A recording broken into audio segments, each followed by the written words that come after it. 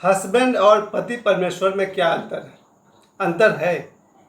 Husband शब्द आया है हस्बेंड्री से, और हस्बेंड्री का मतलब होता है पशुपालन, यानी कि मवेशियों को, जानवरों को पालना पोसना, बच्चों को जन्म देना, बड़े करना, इस प्रोसेस को कहते हैं हस्बेंड्री।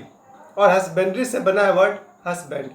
और पति परमेश्वर ये भारतीय शब्द है, शुद्ध सनातनी है। और सनातन धर्म में माता पिता अपने बेटियों को बचपन से एक संस्कार और शिक्षा देते हैं कि पति परमेश्वर होता है।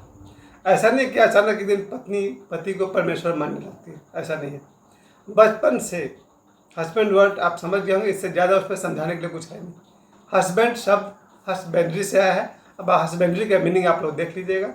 हस्बेंड्री मीन्स पशुपालन। अब लौटते हैं पति परमेश्वर की तरफ। पति को परमेश्वर मानने वाली जो महिलाएं हैं, ये वही हैं जिन्हें बचपन से उनके माता पिता ने ये संस्कार दिया है कि पति परमेश्वर होता है। और संस्कार भी कुछ ऐसे पड़ता है कि आज तीज का महापर्व है, और तीज के पर्व पर अभी मैं गया था लोकोविहार कृष्णा मंदिर में। 50 से अधिक महिलाएं तीज का व्रत करती हुई दिख रही है। सब सज धज कर आई हुई है, लंबे लंबे नाक से यहाँ तक का सिंदूर लगाए हुए। उन्हें देख करके मंदिर में जगह ही नहीं था अंदर जाके हनुमान जी को प्रणाम करने का। तो आज मैंने बाहर से ही प्रणाम किया कि आज मंदिर में जगह नहीं है। पूरा मंदिर का बरामदा भरा हुआ था, और मंदिर के अंदर भी हनुमान जी के सामने सब बहुत सारी माताएं बहनें थीं। तो आज मैं मंदिर में प्रवेश नहीं कर सका, इतनी भीड़ है।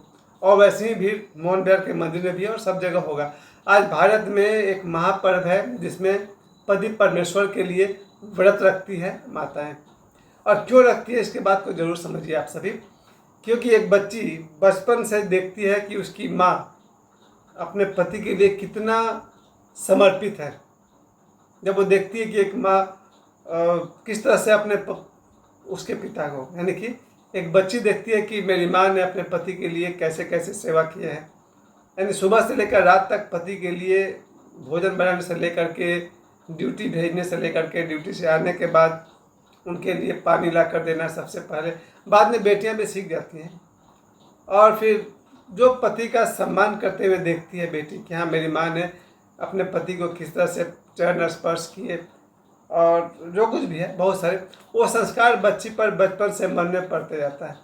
जैसे जैसे वो बड़ी होती है उसे लगता है, पुराने भारतीय सनातन के अनुसार, कि एक बच्ची को बचपन से लेकर के 5 साल 10 साल तक उसके माता पिता उसकी रक्षा करते हैं, देखभाल करते हैं। रक्षा की ज़रूरत है, आज भी है, 2025 में भी है, और उस पर मैं आज बात नहीं करूँगा। आज बात करेंगे पति परमेश्वर और उनके लिए जो व्रत किया जाता है तीज पर, उस पर बात करेंगे। तो जब छोटी बच्चियाँ जन्म से लेकर के 10 वर्ष तक उसके माता पिता उसके रक्षक होते हैं, और जब वो 6 साल 7 साल की हो जाती है उसके बाद वो स्कूल जाने लगती है। तो अगर उसका कोई भाई है तो वो उसका रक्षक हो जाता है। स्कूल में बहन भाई अगर दोनों जाते हैं तो फिर बहन को बहुत सारी सुरक्षा मिल जाती है अपने भाई के कारण। और फिर जब वो 18 साल पार कर जाती है और हमारे भारतीय सनातन धर्म में उसका विवाह संस्कार कर दिया जाता है। बहुत छोटी सी बात है, 1-2 लाइन में सबको पता है। अगर किसी लड़की से पूछें कि तुम विवाह क्यों करना चाहती है, बहुत ही सिंपल बात है। और हमें अपने शरीर को और शरीर की आवश्यकताओं को छुपाने की ज़रूरत नहीं है। अपने शरीर को स्वीकार करना चाहिए। मैं ये नहीं कह रहा हूँ, अपने शरीर को स्वीकार करना है, अपने शरीर के आवश्यकताओं को भी स्वीकार करना है। और सभी जानते हैं कि उम्र के बाद विवाह की ज़रूरत होती है, और हमारे भारतीय सनातन धर्म में माता पिता अपनी बेटी का विवाह कर देते हैं। जब बेटी का विवाह हो जाता है तो ससुराल में जाकर देखती है कि एक आदमी जो उसके लिए समर्पित है वो है उसका पति। एक पति जो सुबह से लेकर के रात तक एक ही चिंता में है कि कैसे वह पत्नी के लिए सुविधा जुटा सके। अगर वह भाग्यशाली है तो उसका ससुराल बहुत समृद्ध होगा, सास ससुर का घर होगा, पैसे होंगे, सब होंगे। लेकिन असली सुख का मजा तो तब है जब पति भी 4 पैसे कमा कर लाता है। और कई बार तो परिस्थिति ऐसी होती है कि पति ही अपने पत्नी से के विवाह से पहले से कमाने लगता है, या पत्नी के बाद उसकी चिंता होती है कि अब इस पत्नी को कैसे सुख दें। और उस पत्नी को सुख देने के लिए एक आदमी सुबह 7-8 बजे तक, मैं अपनी बात कर रहा हूँ, मेरे पिताजी की बात कर रहा हूँ, बस 8 बज गए कि पिताजी चले ड्यूटी, और उसके लिए माँ सुबह 6 बजे से उस चूल्हा चौकी का कार्यक्रम शुरू पिताजी को सुबह का नाश्ता दे करके काम पर भेजना।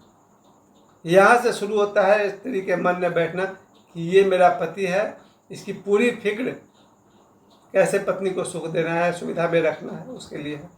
फिर ये पति वहाँ जाकर 8 घंटे की नौकरी करेगा। नौकरी में ऐसे ऐसे रिस्क होते हैं कि कब उसके हाथ पैर कट जाए, कब जान चली जाए। ड्यूटी पर भी लोग का दुर्घटना होता है, चाहे वो लेबरर ग्रुप का हो या फिटर ग्रुप का हो या किसी भी ग्रुप का हो, कब बिजली के झटके लग जाए। यानी हर कोई जीवित बचे जरूरी नहीं है। जान को हथेली पर लेकर के एक पति जब काम करता है, अपने से सीनियर्स की बात सुनता है, अपने बॉस की डांट फटकार सुनता है। कोई काम आप कितना भी अच्छा करें, बॉस इज बॉस। तो सीनियर्स के अंदर उसका रह करके पति पत्नी के लिए काम करता है। फिर शाम को जब काम से थका मांदा लौटता है तो पत्नी उसके लिए एक गिलास ठंडा पानी देती है। वहाँ भी उसे लगता है कि ये मेरा परमेश्वर है। उसके बाद उसके लिए बस इधर पति घर पर आए। कुछ पत्नियों को तो मैंने अपनी आंखों से देखा है, अपने पति के जूते भी उतारती है, मोजे भी उतारती है, प्रेम से, किसी अधिकार और गुलामी में नहीं। पति अभी पानी पी रहा तब तक उसके हाथ पहुंच गए उसके पैरों तक, और अपने पति के जूते उतारती है, फिर मोजा उतारती है, और जब तक पति हाथ पैर धोए तब तक चाय तैयार हो जाती है। वहाँ पत्नी के मन में चलता है कि ये मेरा पति ही नहीं, पति परमेश्वर है।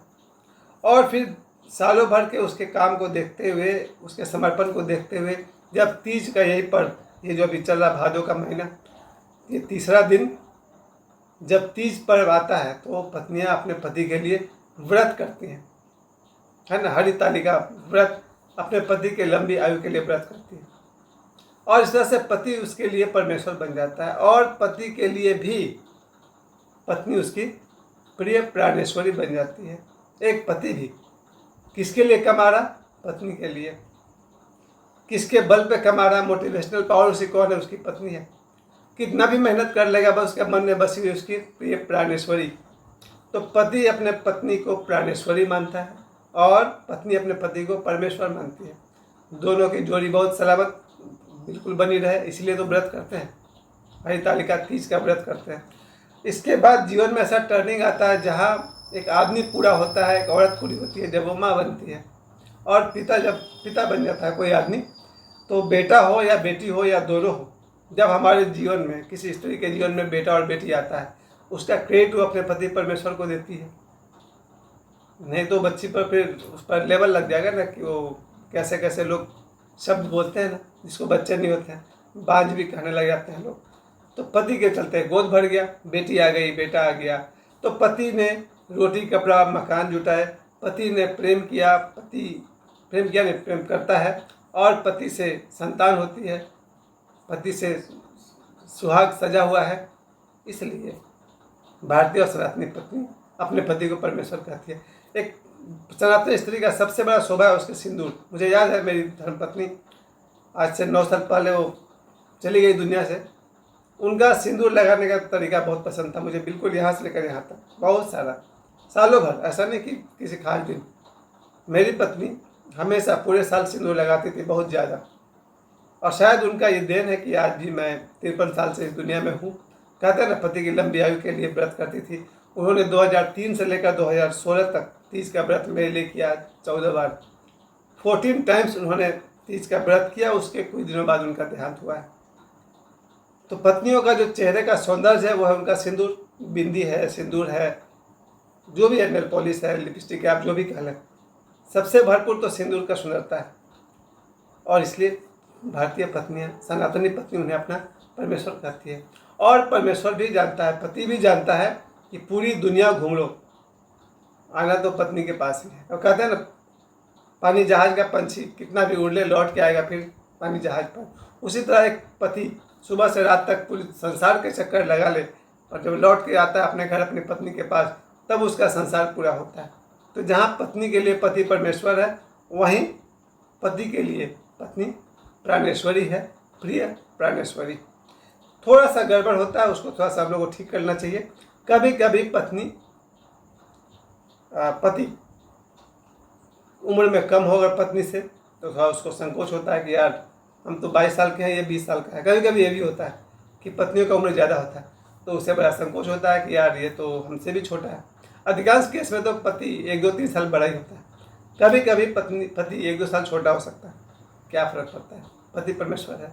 कभी कभी पति थोड़ा पत्नी से कम पढ़ा लिखा हो सकता है, सो व्हाट, बिल्कुल नहीं। किसी पत्नी को माइंड नहीं करना चाहिए कि मेरा पति हमसे थोड़ा कम पढ़ा लिखा है। आप ग्रेजुएट है, वो मैट्रिक पास है, हो सकता है, सो व्हाट, क्या फ़र्क पड़ता है। पति, उसका प्यार देखिए, उसका समर्पण देखिए, उसका दिल देखिए, भूल जाइए उसका एजुकेशनल सर्टिफिकेट। कभी कभी पति गरीब हो जाता है, उसके पास नौकरी नहीं है, पैसा नहीं है, मुश्किल समय आ जाता है, तो क्या हुआ। पत्नी अगर उसका मोटिवेशनल पावर बने, पति को कुछ रास्ता दिखाए, मार्गदर्शन दे, तो पति कोई ना कोई चाय दुकान खोल ले या कुछ भी कर ले, वो रास्ता निकाल सकता है। गड़बड़ तब हो जाती है जब कुछ पत्नियां उसे उम्र के नाम पर छोटा देखती हैं, एजुकेशन के नाम पर छोटा देखती हैं, उसकी बेरोजगारी के नाम पर छोटा देखती है, तो गड़बड़ हो जाता है। हाँ, एक गड़बड़ बहुत भयंकर है, उसको ठीक करना होगा। अगर कोई पति शराब पीना शुरू कर दे और उससे पत्नी को टेंशन हो जाए, रोज़ झगड़े होने लग जाए, तब पत्नी को परमेश्वर मानने में थोड़ी कठिनाई तो होती है। फिर भी आफ्टर ऑल जो पति उसके लिए जी रहा है, उसके लिए कमा रहा है, उसके लिए सुविधा जुटा रहा, आफ्टर ऑल वो पति परमेश्वर ही है। तो आज 30 पर मेरे तरफ से सभी माताओं बहनों को बहुत बहुत हार्दिक शुभकामनाएं। और मैं फिर से कह दूं, हस्बैंड और पति परमेश्वर में अंतर होता है। धन्यवाद।